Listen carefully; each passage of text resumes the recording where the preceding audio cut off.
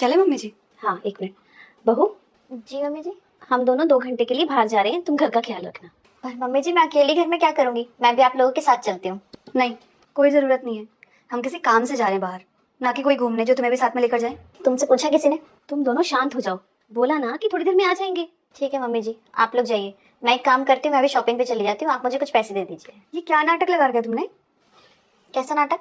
ये daily daily क्यों shopping करनी होती है तुम्हें? पैसे क्या पेड़ पर उगते हैं? इतना फालतू खर्चा करने की ना जरूरत नहीं है। क्या बोला तुमने? फालतू का खर्चा? ज्यादा ना शरीफ बनने की कोशिश मत करो। मुझे पता है जितनी भोली बनने की कोशिश कर रही हो ना उतनी हो नहीं तुम। और तुम्हारे फालतू खर्चे का क्या? हाँ मम्मी, आप कुछ बोलती क्यों नहीं है इन्हें? वो बिल्कुल ठीक बोल रही है बहू, इस तरह से पैसे बर्बाद नहीं करते, कुछ पैसे बचाना सीखो। ये सेविंग्स ही हमारे बुरे टाइम में हमारे काम आती हैं। लेकिन मम्मी जी। लेकिन कुछ नहीं, तुम्हारी ना आजकल डिमांड्स बढ़ती जा रही हैं। शाम को आने दे बेटे को, उसी से बात करती हूँ। तब तक घर पर रहो और घर का ख्याल रखना। चल बेटा। बहू 1 गिलास पानी लाना। ये लीजिए मम्मी जी। विमला कहाँ है? सुबह से दिखाई नहीं दे रही। पता नहीं मम्मी जी कहाँ गई है, सुबह निकल गई थी, अभी तक आई नहीं। अच्छा, तो उसको फोन करके पूछ कहाँ है। मम्मी जी मैंने फ़ोन किया था उसको, लेकिन उसका फ़ोन स्विच ऑफ आ रहा है।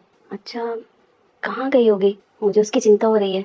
ओह हाँ मम्मी जी, मुझे याद आया, आज सुबह ना मैंने उसको फ़ोन पर बात करते हुए सुना था। वो शायद आज अपने दोस्तों के साथ पार्टी करने जाने वाली थी। पार्टी में? इस लड़की में ना कोई शर्म लिहाज नहीं बची है, 1 रुपए की अकल नहीं है। ससुराल में कैसे रहते हैं इसको कुछ नहीं पता। इतनी रात हो गई है, पता नहीं कहाँ होगी और कब आएगी। लो मम्मी जी आ गई। कहाँ थी सुबह से? तुम ना वक्त रहते सुधर जाओ, नहीं तो तुम्हारे लिए अच्छा नहीं होगा। हमेशा के लिए तुम्हें तुम्हारे मायके भेज दूंगी मैं। मम्मी जी मेरी बात तो सुनिए। अब क्या बाकी रह गया सुनने को? सब कुछ तो अपनी आंखों से देख लिया हमने, अब झूठ बोलकर कोई फायदा नहीं है। बताओ किन दोस्तों के साथ गई थी तुम घूमने? मम्मी जी मुझे तो लगता है इसने आज पक्का शराब पी है।